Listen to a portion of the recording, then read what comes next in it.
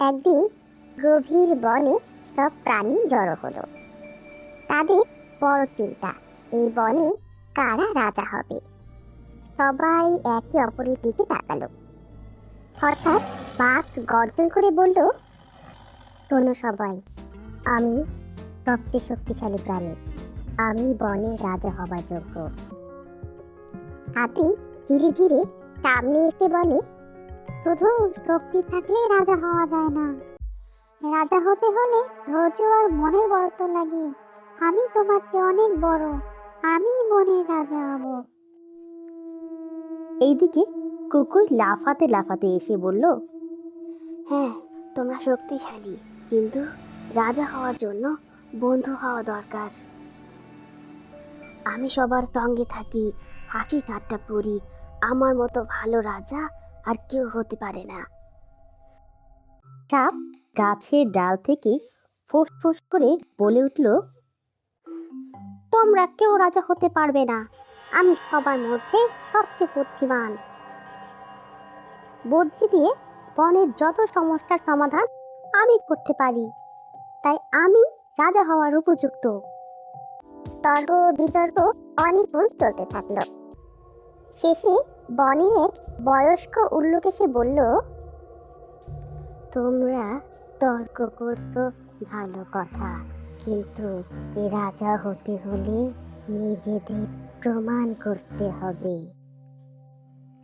আমি তোমাদের একটা চ্যালেঞ্জ দিচ্ছি, যে প্রাণী বনের সবার জন্য সবচেয়ে বড় উপকার করতে পারবে সেই হবে বনের রাজা।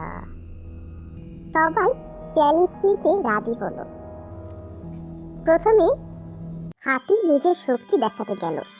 সে তার বড় সুর দিয়ে বড় গাছ উপড়ে ফেলে বলে, দেখো আমার শক্তি কত, আমি রাজা হওয়ার যোগ্য। বাঘ বলল, গাছ উপড়ে ফেললেই রাজা হওয়া যায় না, দেখো আমি কি করি। সে বনের এক কোণে গিয়ে এক ঝাঁক মহিষ শিকার করার চেষ্টা করলো, কিন্তু শিকারের বদলে মহিষগুলো ছুটিয়ে পালিয়ে গেল।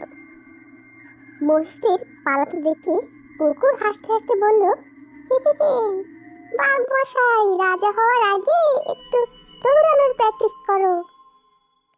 এইদিকে কুকুর মজার মজার কথা বলে বনের ছোট প্রাণীদের হাসানোর চেষ্টা করলো।